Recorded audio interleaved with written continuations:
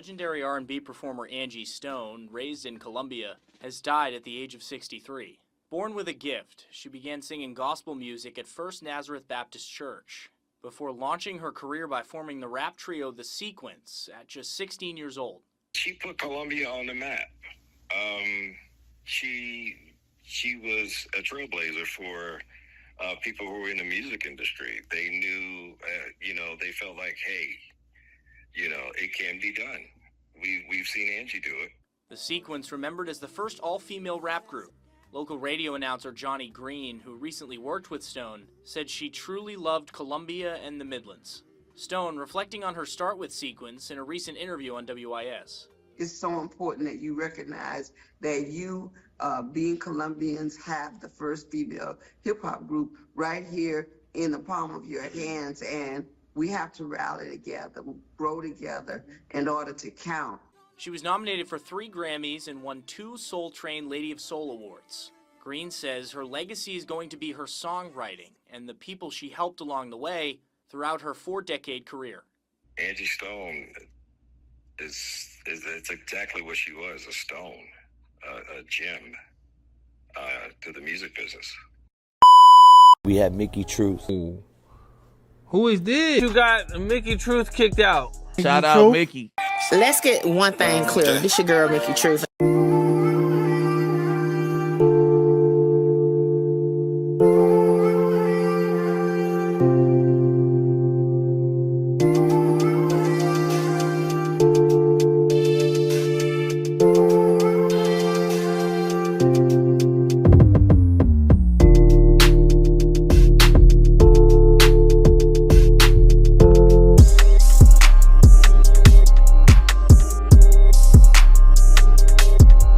Choosing to do this video because for one, sitting there as a truck driver, for two, I kind of like how he's explaining. A rape crime scene I'm not really familiar with. So it was just interesting to listen to him. It's not that long, y'all, but let's see what to say.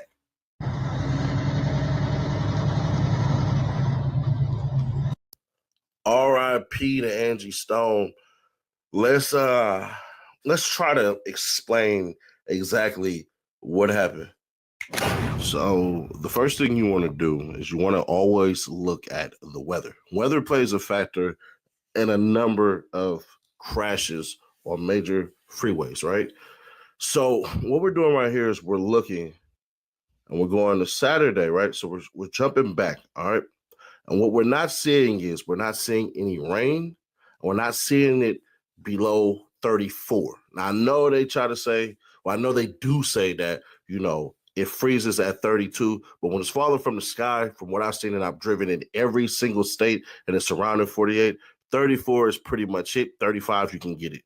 So what we don't see is we don't see any rain. We don't see any heavy wind or anything like that, right? So this is what we're looking at. Early morning stuff right here, okay?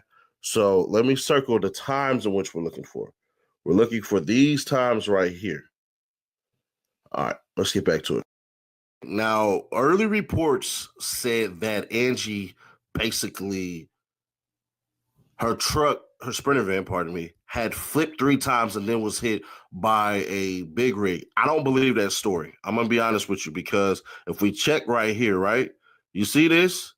It's already turned. So what you don't see is you don't see major markings of the truck, of the van basically being slid. You see what I'm saying? There's none of that stuff that's showing on the pavement, right? So check it out. There's none of that stuff being indicated on the pavement. The truck driver, and I know people are going to try to blame the truck driver. I'm going to be honest. I'm going to explain why that truck driver actually saved a bunch of lives that day, because check right here. You see that? Watch the ground. I want y'all to watch right here. Watch the whole entire ground. You don't see it. You don't see indications. Sorry, I gotta take this off. You don't see indications of that. All right. So, and know this. You see this right here? CRST? So hold on. So The van ended up right there. And then you see the tire tracks from the 18-wheeler. I'm not no accident expert or nothing like that. It kind of seems like the 18-wheeler is trying to avoid the van, right? Or am I tripping?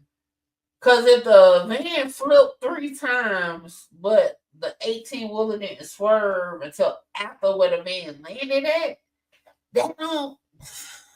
I could be true. That's just how I'm looking at it. It just seemed like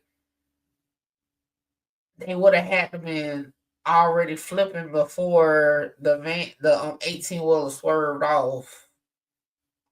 I don't know. Let me see what he about to say. Nikki, what to do?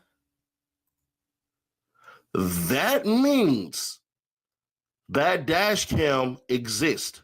Major companies like CRST 100% have dash cams that show inside of the rig, meaning what the driver was doing before and after the truck crash. So it's going to show you about 7 seconds before that whole entire crash. So if you guys are thinking that the truck driver's at fault, if he is, he will be prosecuted and the family will receive justice. And a big old company like that, you're looking at hundreds of millions of dollars that could be potentially.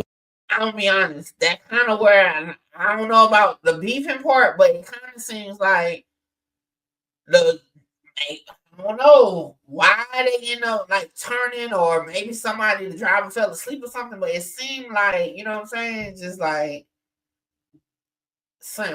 it don't seem like the 18-wheeler per se was at fault. Just based off of how this ankle is. And I ain't no expert, but that's just how I'm looking at it. One in a lawsuit, which if that's the case, then that's the case. I'm not saying that the money will bring your mother back, but it will ease a tiny bit of the grieving. So let me go ahead and then hit this again, because I think it's very important to see exactly that damage that isn't there. Now, some of y'all probably going, what? How do you know this? Bro, I've driven in every single state that you can drive to in the surrounding 48 states. So there you go. You're looking. You see the top of the Sprinter van? Yes. So that's why I was about to pause it. It seemed like the black mark started right there, and they flipped.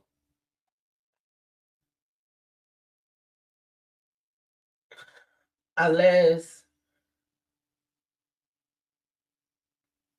let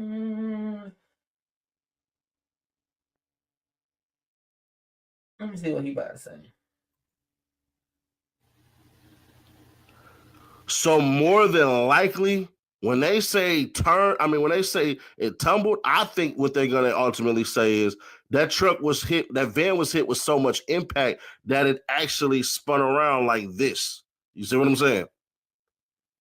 Because there's no indication of anything that's messed up right here at the top part. Now, I could be wrong, for sure. I could be wrong, but I'm willing to bet my bottom dollar that, yeah, that's not what happened. That truck was hit with so much force that that's... Well, it could have flipped in the air, though. Like, it don't technically mean it hit the ground, right? When they say a car flipped. You know, Jody, what's up? Seems like the 18-wheeler hit the Sprinter like that, it would be somewhere other than where it ended. That's kind of why I'm thinking too, Jody, because I'm just like, unless he ain't swerved after he hit him, but it just seemed like for the marks to be on the road at this point when the car landed, it must have flipped in the air and never touched the ground till it landed. Like, it must have flipped in the air. Because in my mind, I'm like, okay, so if it flipped and like was on the ground, we would see more damage, like sitting there to the hood, not the hood, the top, the roof, and we probably see more pieces to the van. So it's like it could have gotten knocked. It could have gotten knocked. Or they could have. I don't know. This one a doozy. That's what ended up happening. So as you can see, you're going to see the truck driver, boom, you see when he hit the brakes, which means he was hit and then basically veered off, right? Which means one of two things.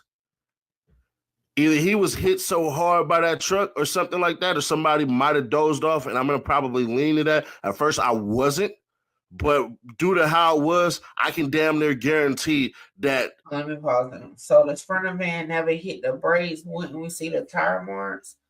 But see, based on this video, now I'm assuming these tire marks is from the truck, but based on this video, we don't see no marks in the road from the van. So I don't know. I'm just trying to, if they both going on the interstate, that's how interstates look here. How the hell would they, like, somebody had to swerve or something? Because, like, how would they even collide with each other? Like, somebody had to swerve or something. Angie Stone's Sprinter van hit that truck driver. Let us continue on. You're going to see obvious impact of the truck right here. You're going to see obvious impact of the truck right there, right? So there's that part.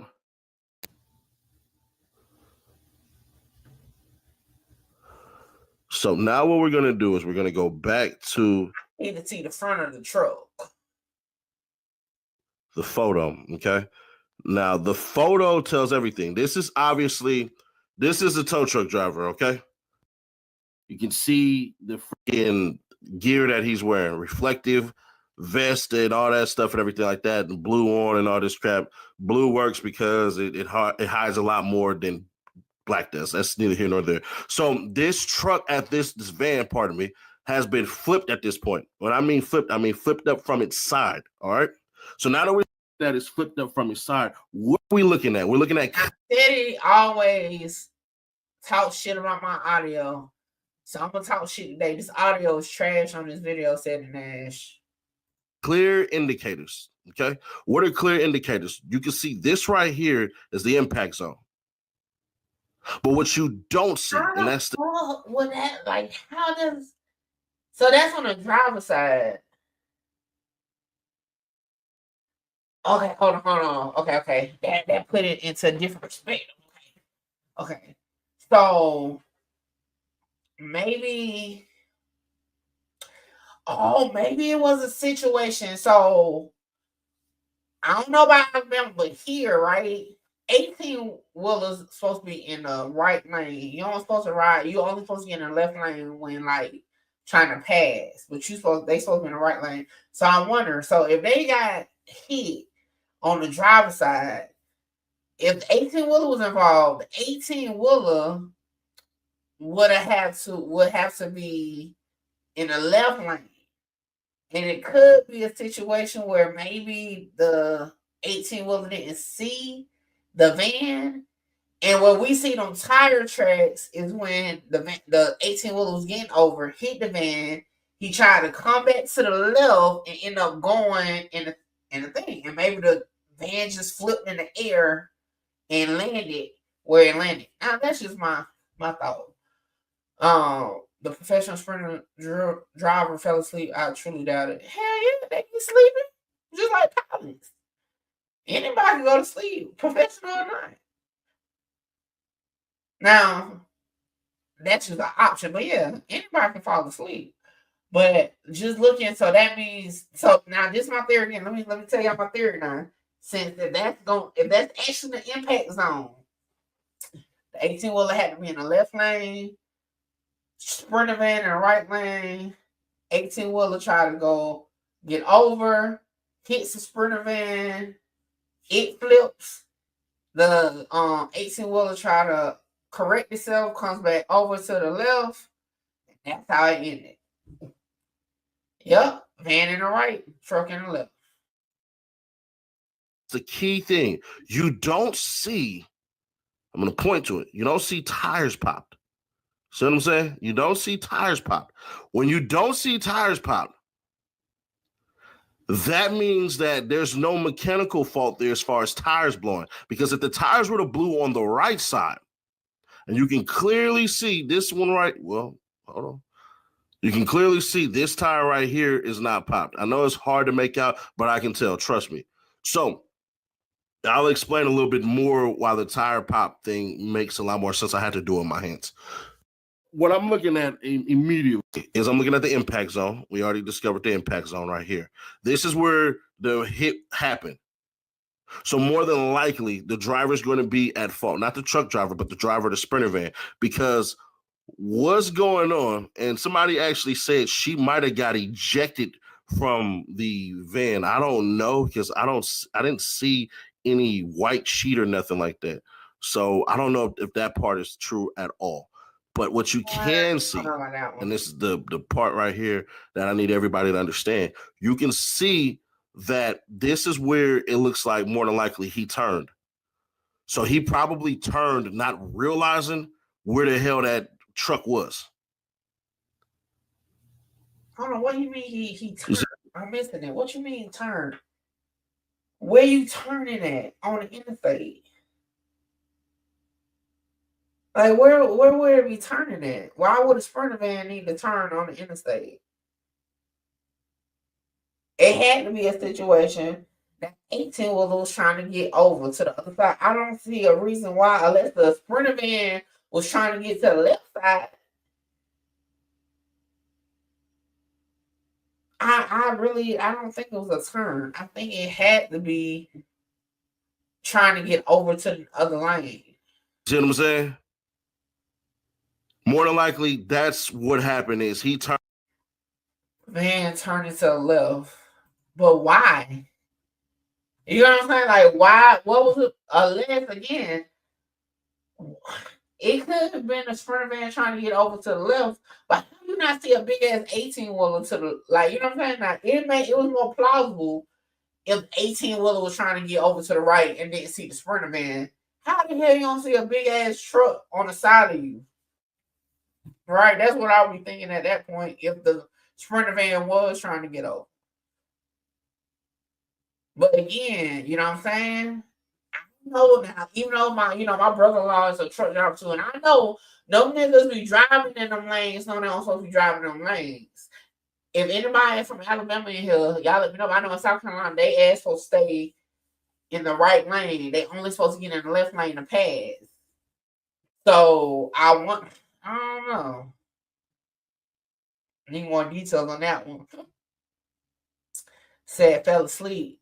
But I guess I'm trying to be on the other side because, like, yeah, it's possible. Like I said at the beginning, the driver could have fell asleep. Hell, the truck driver could have fell asleep and swerve. I've seen them trucks swerve all the time, so it's kind of hard to say who really was at fault. Now, but my conspiracy theories: what if it was a situation where this was really an accident? How is the industry at fault for it? That was the main reason why we even started watching it. Because so far, it seems like just an actual car accident at this point. Turned, not realizing where the heck that truck was. And so that's what ultimately happened. It's going to, in my opinion, and don't listen, the video could come out and 100% dispel what I'm saying. It absolutely could. But from what I'm seeing right here, yeah, it definitely looks like the driver is the reason for the crash. Now, distracted driving, turning your head around, getting on the freaking freeway too fast, texting, yawning. What else? I could have got sleepy at the wheel, but at 7 a.m. bright and early, it just kind of, I don't know, because I think a lot of people, especially if the driver is a driver, more than likely he got coffee in his system. So I don't believe that that's the case, that he essentially fell asleep at the wheel. Now, he could have looked at the GPS or something like that. There could have been a glare from the freaking sun coming up that could have blinded him or something like that. But that driver, in my opinion, 100%. I'm about to tell y'all something, okay? I get what you're saying, Black Butterfly, but some years ago, I was the only driver on our family trip. We ended up leaving out of Jacksonville, out of Orlando, early. Like, you know what I'm saying? Like, we were supposed to leave the next morning, but we ended up having to leave that night. And I was fine at first, but I promise, I tell you this, we wasn't even to the next city, and my ass had done fucking fell asleep, dozed off while driving. I had to pull over at the rest stop to take a quick nap. Like, for real. So have that sleep. You might not be sleeping at the moment, and then you get on that road, especially on the interstate. Shit. Blue, your ass crazy. Not both drivers was hired by Universal. Somebody in that van off her. But a car accident with 9 people in there, like, the probability that only one, like, you can't man-made make that probability. You know what I'm saying? Like, you can't just, now this is just my opinion, of course. Everybody's entitled to their own, but you can't, like, pinpoint which one of the 9 is gonna die. Okay? I'm just saying, Black Butterfly. Look, you can't pinpoint who gonna die in a car accident. Okay? Like, you just can't pinpoint. And again, we still don't know how she passed.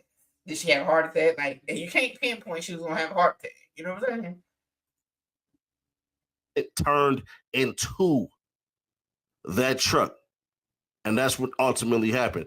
That truck driver, when he let me say this now. If the brakes was cut, they took like somebody. Now I might have been on with y'all, like, yeah, I might be on something, but this is just too not controlled. You know, normally it's more so according to the movies. Okay, let me add that. According to the movies, it's more of controlled situations. Cut the brakes, take the power steering fluid, like cut a wire.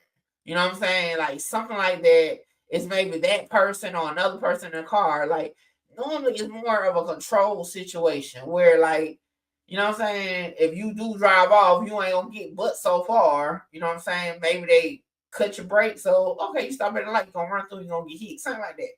This is just too uncontrolled, right? Like this 18-wheeler would have had to been like paid off in advance to know exactly at X AM this van was gonna be getting on the interstate. Like that is just, I think this one's just a little too far fetched. That's just me. Them swerved off to the left, which means that he was already in the left lane already. So I just can't see a scenario where that truck driver is at fault unless that truck driver.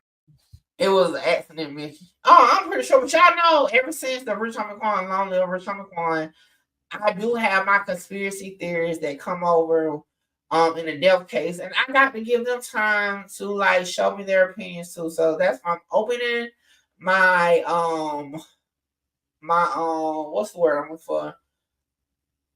Expanding my horizons with going down these rabbit holes. But yeah, I definitely feel like it's an accident. But yeah, I got other viewers that think differently, so we're gonna just talk about it. Blue is like, yeah, it's not that, but look, y'all know, I please everybody these days. We do a little this, a little that.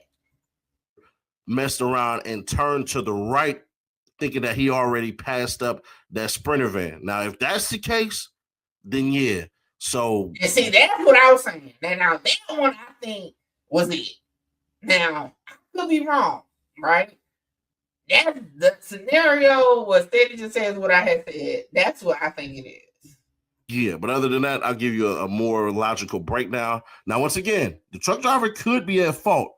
We'll see what the truck driver did eventually. That video is... All right, shout out to Steady Nash. I think we got the gist of it.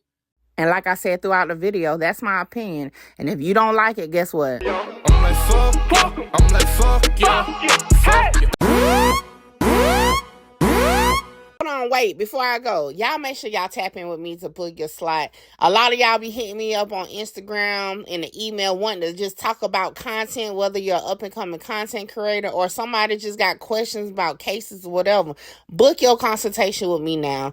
The information is on the screen. Hey, make sure you get your slot, because my slots be filling up fast. This is the weakest, give a fuck about what they scream. Holla! Shout out Mickey. Mickey, you gonna be big. Like Yeah, I I'm love. trying to conquer the world, coming from where I come from. Hey, this your girl Mickey Truth, #1 blogger in South Carolina. #1 blogger in South Carolina.